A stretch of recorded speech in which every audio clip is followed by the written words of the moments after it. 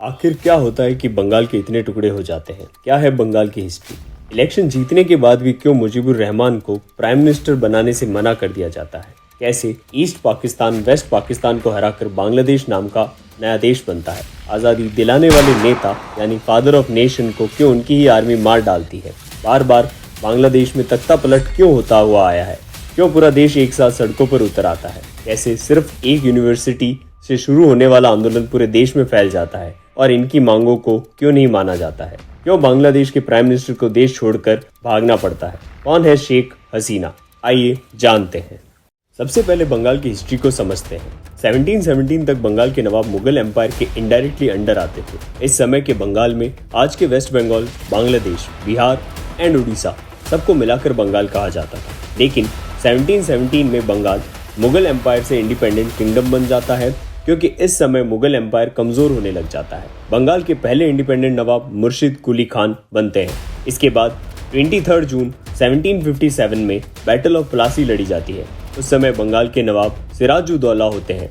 इनके और ब्रिटिशर्स की ईस्ट इंडिया कंपनी के रॉबर्ट क्लाइव के बीच यह बैटल लड़ी जाती है और नवाब का सेनापति मीर जाफर ब्रिटिशर्स के साथ मिल जाता है और ईस्ट इंडिया कंपनी की जीत हो जाती है। बाद में कंपनी मीर जाफर को बंगाल का नवाब बना देती है। इसके बाद 1760 में कंपनी मीर जाफर को हटाकर मीर कासिम को नवाब बना देती है, लेकिन मीर कासिम कंपनी के अगेंस्ट में हो जाता है और 1764 में कंपनी एंड नवाब के बीच बैटल ऑफ बक्सर लड़ी जाती है। इसमें मीर कासिम का साथ अवध के नवाब शुजाउद्दौला और मुगल एम्परर शाह आलम सेकंड देते हैं और ब्रिटिशर्स की तरफ से हेक्टर मुनरो लीड करते हैं। बैटल में भी कंपनी की जीत होती है। इसके बाद कंपनी मीर कासिम को हटाकर मीर जाफर को वापस से नवाब बना देती है और बाद में 1772 में बंगाल का पूरा कंट्रोल ब्रिटिशर्स ले लेते हैं और नवाब की पोस्ट खत्म कर देते हैं। वॉरेन हेस्टिंग्स को बंगाल का फर्स्ट गवर्नर जनरल बनाया जाता है। इसके बाद ईयर 1905 में viceroy of India Lord Curzon institute approach के नाम पर बंगाल का पार्टीशन करते हैं, लेकिन असली मकसद हिंदू मुस्लिम में फूट डालना था। इस तरह अपनी डिवाइड एंड रूल पॉलिसी के तहत धर्म के नाम पर पार्टीशन कर दिया जाता है। Muslim majority area East Bengal कहलाता है, Hindu majority area West Bengal कहलाता है। बाद में 1947 में जब भारत आज़ाद होता है तो माउंटबेटन प्लान के तहत भारत का पार्टीशन कर दिया जाता है। हिंदू मेजॉरिटी वाला एरिया इंडिया में और मुस्लिम मेजॉरिटी एरिया को पाकिस्तान नाम का नया देश बनाया जाता है और आज़ादी के बाद से ईस्ट बंगाल को ईस्ट पाकिस्तान कहा गया और आज जो पाकिस्तान है उसे उस समय वेस्ट पाकिस्तान कहा गया। उस समय ईस्ट एंड वेस्ट पाकिस्तान पर पंजाब एंड सिंध एरिया के लीडर्स फिरोज खान, इब्राहिम इस्माइल एंड मोहम्मद अली, इनका डोमिनेंस बहुत ज़्यादा था और ये लोग ईस्ट पाकिस्तान के लोगों के साथ बहुत ज़्यादा डिस्क्रिमिनेशन करते थे। लेकिन एक चीज़ यह थी कि ईस्ट पाकिस्तान की पॉपुलेशन वेस्ट पाकिस्तान से काफ़ी ज़्यादा थी। पाकिस्तान में असेंबली इलेक्शंस की कुल 300 सीट्स थी, जिसमें से वेस्ट पाकिस्तान में 138 सीट्स जबकि ईस्ट पाकिस्तान में 162 थी। 1970 के इलेक्शंस में ईस्ट पाकिस्तान के फेमस लीडर शेख मुजीबुर रहमान, जो शेख हसीना के फादर थे, ये इलेक्शन जीत जाते हैं। इलेक्शन जीतने के बाद वेस्ट पाकिस्तान के लीडर ने मुजीबुर रहमान को प्राइम मिनिस्टर मानने से मना कर दिया। जब मुजीबुर रहमान को प्राइम मिनिस्टर नहीं बनने दिया जाता है तो मुजीबुर रहमान ने इंडिया के साथ मिलकर मुक्ति बाहिनी नाम की एक आर्मी बनाई 1971 में और ईस्ट पाकिस्तान को वेस्ट पाकिस्तान से आज़ाद करा दिया गया और एक नया देश बनाया गया जिसका नाम बांग्लादेश रखा। इस लड़ाई में मुजीबुर रहमान के साथ senior military officer Shahid Ziaur Rahman भी थे। इन्होंने बांग्लादेश की आज़ादी की लड़ाई में गोरिल्ला वॉरफेयर और स्ट्रेटेजी व प्लानिंग में बहुत बड़ा रोल प्ले किया था। जियाउर रहमान मुजीबुर रहमान के सबसे करीबी लोगों में से एक थे, हालांकि वे आगे चलकर अलग हो जाते हैं। जिस समय बांग्लादेश पाकिस्तान के खिलाफ आज़ादी की लड़ाई लड़ रहा था तो उस समय बांग्लादेश में कई ऐसे ग्रुप थे जैसे जमाते इस्लामी, जो पाकिस्तान से बंटवारा नहीं चाहते थे, तो ये ग्रुप्स पाकिस्तान की मिलिट्री का सपोर्ट कर रहे थे। जमाते इस्लामी ने 1971 में अपने दो छोटे ग्रुप्स बनाए, अल बद्र एंड अल शम्स, जिनकी मदद से पाकिस्तान की आर्मी को बांग्लादेश में ऑपरेशन करने में मदद मिली थी। इन्होंने औरतों, बच्चों और आम जनता को लूटा और बहुत मारा था। पाकिस्तान आर्मी के सपोर्टर्स को रजाकार कहा जाता था। अभी तक हमने 3 लोगों के बारे में बात की, जिसमें से जियाउर रहमान, जमाते इस्लामी, मुजीबुर रहमान। जो आज बांग्लादेश में सिचुएशन हुई है, इसमें इन तीनों का बड़ा रोल है, जो आपको आगे पता चलेगा। अब यहाँ बांग्लादेश आज़ाद हो गया मुजीबुर रहमान की लीडरशिप में, जिसके बाद ईयर 1971 में बांग्लादेश में जनरल इलेक्शन करवाए गए। इसमें मुजीबुर रहमान की पार्टी आवामी लीग भारी बहुमत से जीत कर आती है और सरकार बनाती है। मुजीबुर रहमान बांग्लादेश के पहले प्राइम मिनिस्टर बनते हैं और उन्हें फादर ऑफ नेशन कहा गया। जैसे ही ये प्राइम मिनिस्टर बने तो इन्होंने जमात-ए-इस्लामी जो पाकिस्तान के सपोर्ट में थी उसको बैन कर दिया, जिसकी वजह से ये सारे लोग अंडरग्राउंड हो गए या पाकिस्तान चले गए थे और जो बचे थे उन्हें पकड़कर जेल में डाला जा रहा था। मुजीबुर रहमान ने आज़ादी की लड़ाई में जो मुक्ति बाहिनी के लोग थे उन्हें बांग्लादेश की मिलिट्री में जोड़ दिया और फ्रीडम फाइटर का दर्जा दे दिया। मुक्ति बाहिनी के लोग पर मुजीबुर रहमान को बहुत भरोसा था और ये लोग भी मुजीबुर रहमान के सपोर्टर थे। मुजीबुर के एक कहने पर ये लोग कुछ भी करने को तैयार रहते थे। मुक्ति बाहिनी के आर्मी में आने से दो ग्रुप बन गए, एक मुक्ति बाहिनी व दूसरा जो आज़ादी से पहले आर्मी में था। इनमें काफ़ी सारे लोगों के रिलेशंस आज भी पाकिस्तान के साथ थे, जिसकी वजह से बांग्लादेश की आर्मी दो पार्ट्स में डिवाइड हो गई थी। एक जो पाकिस्तान के लिए सॉफ्ट कॉर्नर रखते थे और दूसरे जो मुजीबुर रहमान और इंडिया को फेवर करता था। ईयर 1972 में मुजीबुर रहमान ने मुक्ति बाहिनी के लोगों के लिए बांग्लादेश सिविल सर्विसेज BSc में रिजर्वेशन कोटा लेकर आए, जिन्होंने बांग्लादेश की आज़ादी में लड़ाई लड़ी थी। इसी रिजर्वेशन की आग आज तक लग रही है। इसी वजह से शेख हसीना को बांग्लादेश छोड़कर जाना पड़ा। तो ऐसा क्या था इस रिजर्वेशन सिस्टम में? बांग्लादेश में 30% रिजर्वेशन फ्रीडम फाइटर्स को दिया गया, यानी मुक्ति बाहिनी के लोगों को। 10% उन महिलाओं के लिए था जिनके साथ वॉर के समय पाकिस्तान की आर्मी ने जुल्म किए थे, 10% बैकवर्ड डिस्ट्रिक्ट्स के लिए, 5% ट्राइबल कम्युनिटीज़ के लिए, 1% फिजिकली चैलेंज लोगों के लिए। बाकी सारे रिजर्वेशन ठीक थे, पर सारी प्रॉब्लम जो थी वो फ्रीडम फाइटर कोटा से जुड़ी थी। इससे आर्मी में एक ग्रुप सेटिस्फाइड नहीं था। 1975 में बांग्लादेश की हालत बहुत ख़राब हो गई थी। नया नया देश बना था, भूखमरी काफ़ी फैल गई थी, इकनॉमी ज़मीन पर आ गई थी। इन सभी कारणों की वजह से कंट्री के लोग जो हैं आज़ादी को भूलकर मुजीबुर रहमान की गवर्नमेंट के खिलाफ हो जाते हैं और इतने कम समय में देश को खड़ा करना मुजीबुर रहमान के लिए भी बहुत मुश्किल हो रहा था। इस वजह से अपने आप को पावर में रखने के लिए और कोई दूसरी पार्टी ना जीते, मुजीबुर रहमान अनाउंस करते हैं बक्सल यानी बांग्लादेश कृषक श्रमिक आवामी लीग बनाकर बांग्लादेश में वन पार्टी सिस्टम लाएंगे और जितनी भी ऑपोजिशनल पार्टीज हैं ये सब खत्म हो जाएंगी व इनके मेंबर्स बक्सल के अंडर आ जाएंगे। सिर्फ एक पार्टी रहेगी जिसे मुजीबुर रहमान लीड करेंगे। इससे ऑपोजिशन के लीडर काफ़ी गुस्सा हो जाते हैं और आर्मी का एक हिस्सा पहले से गुस्सा था ही। और फिर सिचुएशन इतनी ख़राब हो जाती है कि 15 अगस्त 1975 को आर्मी के कुछ ऑफिसर्स मुजीबुर रहमान के रेजिडेंस धनमुंडी में घुसकर वहाँ मुजीबुर और उनके जितने भी फैमिली मेम्बर्स थे, उनकी वाइफ, बेटे, सारे फैमिली को मार देते हैं। टोटल 17 लोगों की जान ले लेते हैं। तो जिस आदमी ने बांग्लादेश को आज़ादी दिलाई थी उसको उसकी खुद की आर्मी ही मार देती है।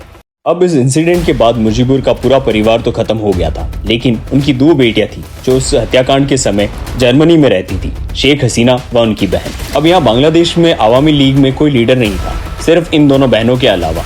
इनकी जान को खतरा था तो ये बांग्लादेश वापस नहीं आ सकती थी। इसी वजह से अगस्त के मंथ में ही इंदिरा गांधी मुजीबुर रहमान की दोनों बेटियों को जर्मनी से इंडिया लाकर पॉलिटिकल असाइलम दे देती है। अगस्त 1975 से मई 1981 तक हसीना अपनी बहन के साथ न्यू दिल्ली में ही रहती है। यही वजह है कि शेख हसीना का इंडिया से एक खास लगाव है। उधर इसी समय के बीच मिलिट्री ने तख्ता पलट तो कर दिया, लेकिन ये लोग आपस में ही लड़ रहे थे। मल्टीपल डिवीजन का फायदा उठाते हुए 7 नवंबर 1975 को जियाउर रहमान बांग्लादेश की कमान संभालते हैं और पावर में आते ही 1976 में ये जो रिजर्वेशन था इसमें से डिस्ट्रिक्ट कोटा जो था उसे कम कर देते हैं और मेरिट से जो जॉब मिलती है उसे बढ़ा देते हैं। फिर जियाउर रहमान बांग्लादेश के चीफ मार्शल लॉ एडमिनिस्ट्रेटर बन जाते हैं व बाद में 21 अप्रैल 1977 को बांग्लादेश के प्रेसिडेंट बन जाते हैं। इसके बाद जियाउर रहमान अपनी पॉलिटिकल पार्टी बनाते हैं जिसका नाम बांग्लादेश नेशनलिस्ट पार्टी यानी BNP रखते हैं।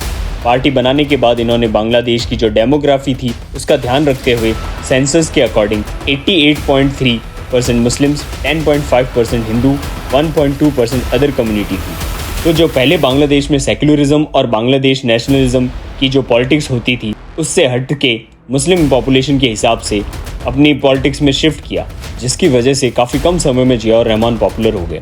बांग्लादेश के अंदर मुस्लिम मेजॉरिटी थी, उनमें भी कुछ लोग ऐसे थे जो उस समय पाकिस्तान के लिए सिंपैथी रखते थे।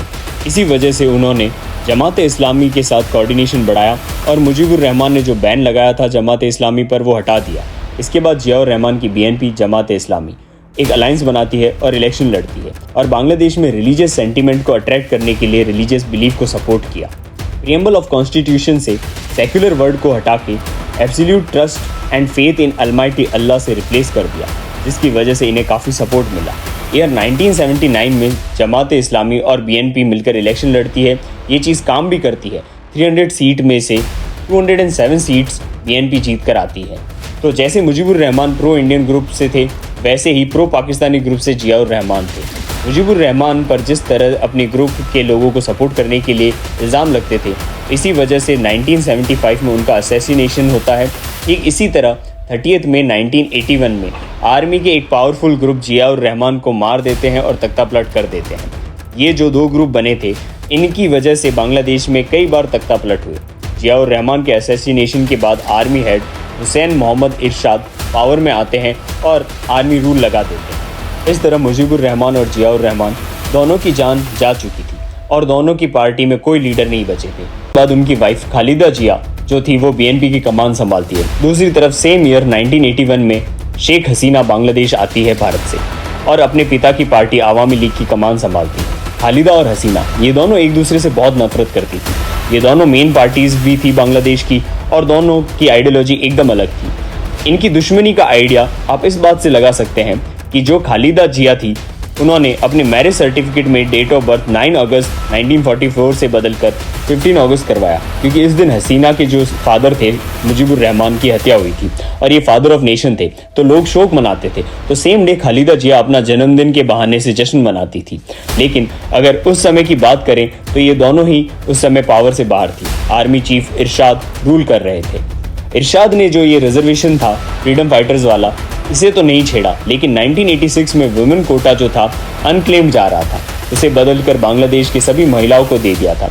इसके बाद काफ़ी समय तक इरशाद पावर में रहते हैं। जिस तरह अभी हसीना को बांग्लादेश से भागना पड़ा, उसी तरह ईयर 1990 में हसीना और खालिदा की पार्टी ने इरशाद को भगाया था डिक्टेटरशिप का मुद्दा बनाकर। इसके बाद 1991 में इलेक्शन होते हैं। हसीना और खालिदा जिया इरशाद को पावर से हटाकर इलेक्शन लड़ती है। इलेक्शन में खालिदा को 140 सीट्स और हसीना को 88 सीट्स, 18 सीट्स जमात, 54 अदर्स को मिलती है और खालिदा प्राइम मिनिस्टर बन जाती है। खालिदा के प्राइम मिनिस्टर बनने के बाद शेख हसीना बहुत परेशान हो जाती है और खालिदा के खिलाफ प्रोटेस्ट करती है और उन्हें डिक्टेटर कहती है। शेख हसीना पब्लिकली कहती थी कि ये खालिदा की सरकार को एक भी दिन शांति से नहीं चलने देगी और इसी तरह शेख हसीना लोगों को ये यकीन दिलाने में सफल हो जाती है कि खालिदा जिया जो है वो एक डिक्टेटर है। अगले इलेक्शन जो 1996 में हुए थे, हसीना जीतकर पीएम बनती है। प्राइम मिनिस्टर बनते ही कुछ ही महीनों में 1997 में एक फैसला लेती है जो कि रिजर्वेशन से रिलेटेड था। जो रिजर्वेशन सिस्टम फ्रीडम फाइटर्स वाला उनके फादर लेकर आए थे, क्योंकि अब बहुत कम फ्रीडम फाइटर्स बचे थे, तो यह रिजर्वेशन फ्रीडम फाइटर्स के बच्चों को दे दिया जाता है। तो अब खालिदा जिया जो है वो हसीना के खिलाफ बोलने लगती है और प्रोटेस्ट करती है। इसके बाद वापस अगले इलेक्शन 2001 में खालिदा जिया जीत जाती है और प्राइम मिनिस्टर बन जाती है।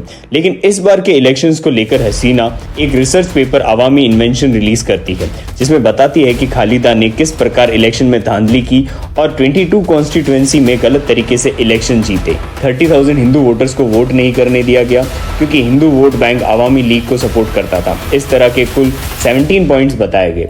इस तरह इन दोनों के बीच ये राइवलरी चलती रहती है। फिर हसीना पावर में आती है और पावर में आने के बाद वो एक ऐसी चीज़ करती है जिसके बाद वो कभी भी पावर से हटती नहीं है।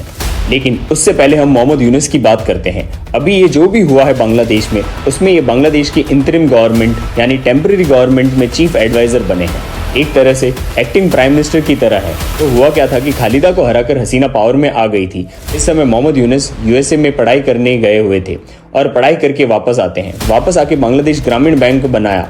इसमें यह था कि गरीब लोगों को माइक्रो लोन्स दिए जाएंगे बिना कुछ गिरवी रखे, एकदम कम ब्याज दर पर। और ये कॉन्सेप्ट बहुत पॉपुलर होता है, जिसके लिए यूनुस की तारीफ पूरी दुनिया भर में होती है। इसके लिए मोहम्मद यूनुस को नोबेल प्राइज भी मिला। इसके अलावा the US presidential medal of freedom, US congressional gold medal भी मिला। यूनुस की बांग्लादेश में हर कोई बहुत इज्जत करता है। लेकिन यूनुस भी इस समय फंस गए थे, क्योंकि 2006 में यूएस की दो बहुत इंपॉर्टेंट फाइल्स विकीलीक्स के जरिए लीक हो गई और ये मोहम्मद यूनुस के रिगार्डिंग थी। इसके बाद मोहम्मद यूनुस के लिए काफ़ी दिक्कतें स्टार्ट हो गई थी। पहले डॉक्यूमेंट में मोहम्मद यूनुस की कुछ प्राइवेट बातें बाहर आ गई थी, जिसमें वे कहते हैं कि हसीना और खालिदा जो हैं, इन दोनों को बांग्लादेश की पॉलिटिक्स से बाहर निकाल दो। इस दूसरे डॉक्यूमेंट में यूएस के बांग्लादेशी एम्बेसडर जेम्स एफ मोरेरिटी वो यूनुस को कहते हैं कि टेंशन मत लो, ये जो प्राइम मिनिस्टर हसीना है इनसे बात करके ये सब चीज़ ठीक कर देंगे।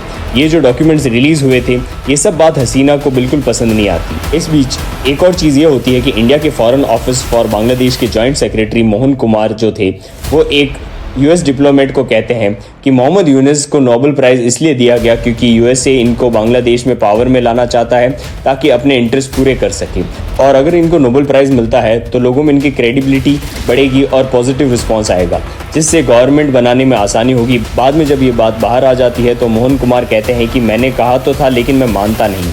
तो शेख हसीना ने क्या किया कि एक कैबिनेट मीटिंग रखी और ऑन रिकॉर्ड कहा कि ये जो मोहम्मद यूनुस है ये बहुत ही खतरनाक आदमी है, इससे दूर रहना। ये अपने अमेरिकन फ्रेंड हिलरी क्लिंटन के साथ मिलकर बांग्लादेश की गवर्नमेंट को गिराने की कॉन्स्पिरेसी कर रहा है, इसे कैसे भी करके रोकना होगा। और कुछ ही समय बाद हसीना ने मोहम्मद यूनुस को जेल में डलवा दिया और ग्रामीण बैंक की पोजीशन से भी यूनुस को हटा दिया गया था। मोहम्मद यूनुस बांग्लादेश में बहुत रिस्पेक्टेड आदमी थे और हर कोई इनकी इज्जत करता था, तो शेख हसीना की यहाँ ज़्यादा चल नहीं पाती। इस समय शेख हसीना को बिल्कुल आइडिया नहीं था कि ये सारी चीज़ें 2024 में उल्टी पड़ जाएगी और शेख हसीना को बांग्लादेश छोड़कर जाना पड़ेगा। उल्टा मोहम्मद यूनुस बांग्लादेश के कर्ता धर्ता बन जाएंगे। यह सब तो मोहम्मद यूनुस के साथ चल रहा था। उधर 2008 में इलेक्शन जीतने के बाद हसीना ने खालिदा का इंतजाम कर दिया था। जैसे ही हसीना 2008 में प्राइम मिनिस्टर बनती है तो 2010 में ये जो फ्रीडम फाइटर्स थे अब उनके बच्चे भी कम हो गए थे, तो ये रिजर्वेशन उनके ग्रैंड चिल्ड्रन के लिए एक्सटेंड कर दिया गया। इसके साथ खालिदा जिया की बीएनपी पार्टी जो जमात इस्लामी के साथ अलायंस में इलेक्शन लड़ती थी तो जमात पर फिर से बैन लगा दिया गया और जमात इस्लामी के सभी बड़े लीडर्स को सजा सुनाकर जेल में डाल दिया जाता है। इससे जमात इस्लामी पूरी तरह टूट जाती है।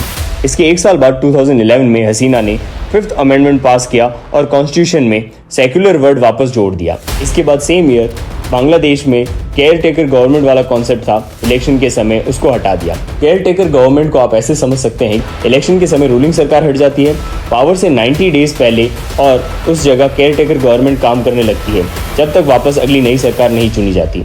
इसमें सभी न्यूट्रल लोग होते हैं और ये लोग फ्री एंड फेयर इलेक्शन करवाते हैं। तो हसीना ने इस कॉन्सेप्ट को भी हटा दिया और 2014 में हसीना फिर से इलेक्शन जीत जाती है। अब इस बार इलेक्शन जीतने के बाद शेख हसीना क्या करती है कि खालिदा जो थी वो 1991 में एक जिया ऑर्फनेज ट्रस्ट चलाती थी। इस ट्रस्ट में फंड्स वगैरह आते थे। हसीना इस ट्रस्ट की सीक्रेट इंक्वायरी करवाती है एंटी करप्शन कमीशन से।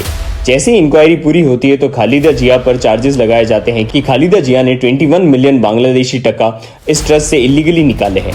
मामला कोर्ट तक जाता है और 2018 आते आते कोर्ट खालिदा जिया को 10 साल की सजा सुना देता है। खालिदा सिर्फ कोविड के समय 6 महीने के लिए बाहर आई थी, तब से लेकर अभी तक जेल में ही है और शेख हसीना इसके बाद से अभी तक पावर में है। फिर ईयर 2018 में हसीना के लिए एक नई मुसीबत खड़ी हो जाती है। ढाका में 2 स्टूडेंट्स थे, अब्दुल करीम और दिया खानम। इनको एक बस कुचल कर चली जाती है और दोनों मारे जाते हैं। इसको लेकर ढाका यूनिवर्सिटी के स्टूडेंट्स मास लेवल पर प्रोटेस्ट करने लग जाते हैं। इसी समय बांग्लादेश में अनएम्प्लॉयमेंट इतना ज़्यादा था कि ये जो फ्रीडम फाइटर्स वाला रिजर्वेशन था इसके अगेंस्ट में भी प्रोटेस्ट होने लगता है कि आज़ादी के बाद से 2018 आ गया है, फ्रीडम फाइटर्स को जितना कोटा मिलना चाहिए था उससे ज़्यादा मिल चुका है, अब इसे ख़त्म कर देना चाहिए।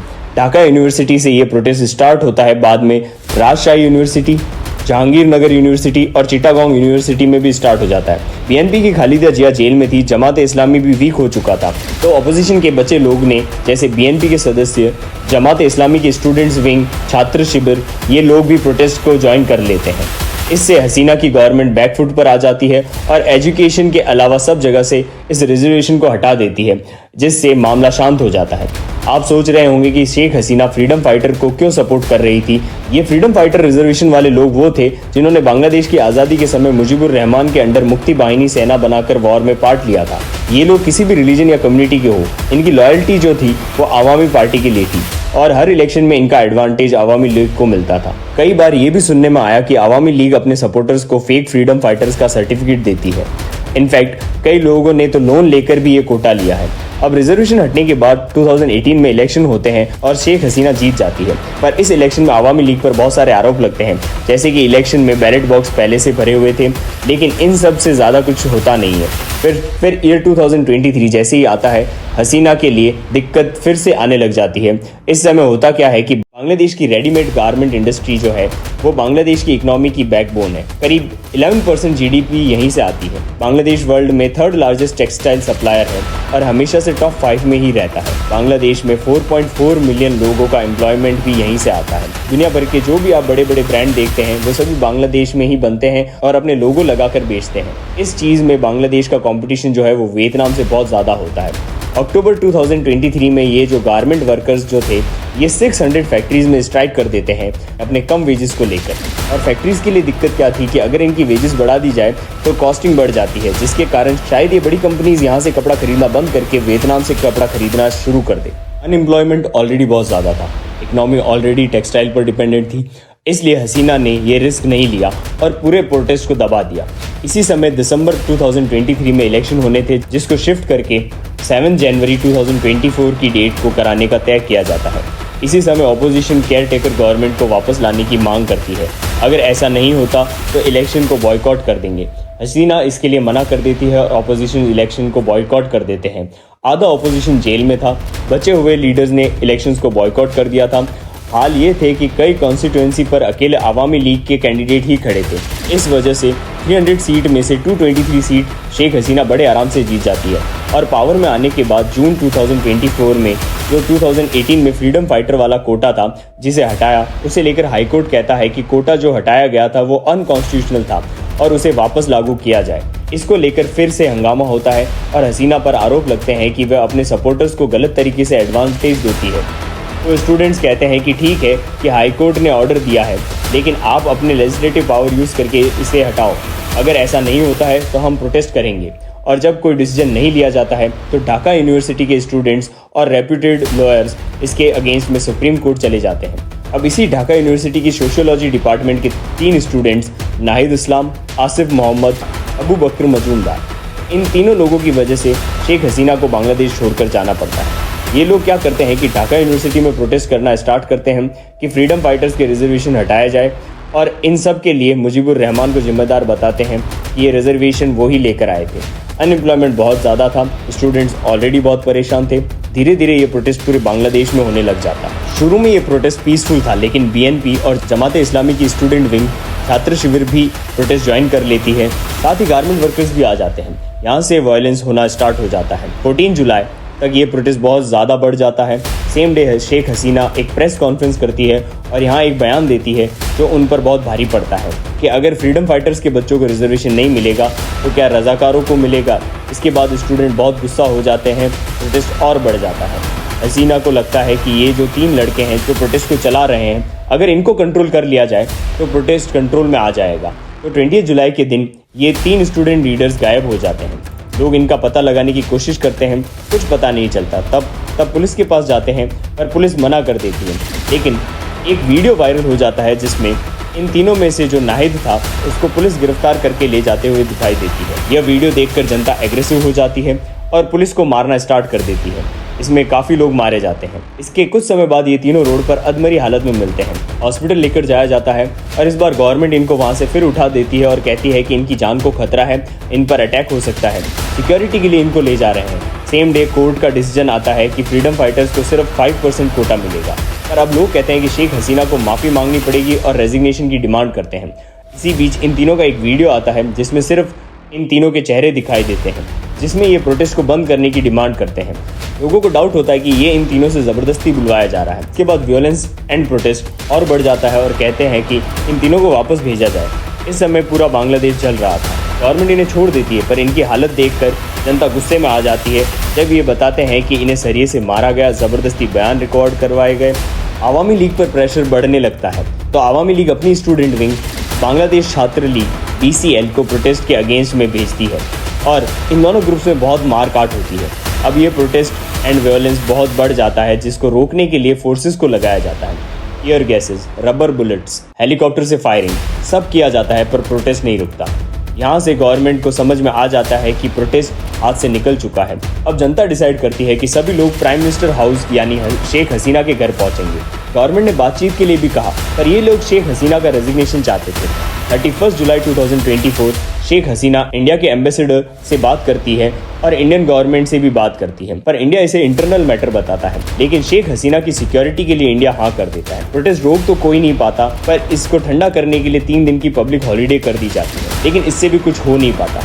तो शेख हसीना कहती है कि आर्मी को उतार दिया जाए, लेकिन आर्मी चीफ वकार उस जमान हसीना को समझाते हैं कि इसका कोई फ़ायदा नहीं निकलेगा। इसी बीच आर्मी चीफ सलाह देते हैं कि भीड़ प्राइम मिनिस्टर हाउस आ रही है, अगर आप रेजिग्नेशन दे दें तो भीड़ शांत हो जाएगी और आपको यहाँ से शिफ्ट कर दिया जाएगा। पहले तो शेख हसीना मना करती है, पर बाद में मान जाती है, पर कहती है कि मैं टीवी पर देश के नाम एक संदेश देना चाहती हूँ, पर आर्मी चीफ इसके लिए भी मना कर देते हैं। सबको पता चल जाएगा कि आपने रेजिग्नेशन दे दिया है, इससे आपकी जान को खतरा बढ़ जाएगा। आपको 45 मिनट्स में देश छोड़कर जाना पड़ेगा। यह टाइम जो मिल रहा है हो सकता है बाद में वो भी ना मिले। तो इस वजह से शेख हसीना अपनी सिस्टर रिहाना के साथ 45 मिनट्स के अंदर बिना किसी बताए रेजिग्नेशन देकर बांग्लादेश छोड़कर इंडिया के लिए निकलती है। इंडिया ने अपने प्रॉमिस के अकॉर्डिंग बॉर्डर पर राफेल लगा दिए थे और वो उनको गार्ड करते हैं। शेख हसीना इंडिया पहुंच जाती है। यहाँ से उन्हें लंदन जाना था, पर लंदन मना कर देता है, यूएसए भी मना कर देता है। अब यहाँ से इंडिया के लिए दिक्कत हो जाती है। अगर इंडिया शेख हसीना को रखता है या पॉलिटिकल असाइलम देता है तो बांग्लादेश में जो भी नई गवर्नमेंट बनेगी वो इंडिया के अगेंस्ट हो जाएगी, जैसा तिब्बत और दलाई लामा वाले केस में हुआ था। इंडिया ने दलाई लामा को रखा था तो चाइना गुस्सा हो गया था, और अगर शेख हसीना को बांग्लादेश को वापस दे दे तो भी बहुत गलत होगा। इस पूरी सिचुएशन में किसका फ़ायदा हुआ है बांग्लादेश में, वो तो हमें आने वाले दिनों में ही क्लियर हो पाएगा।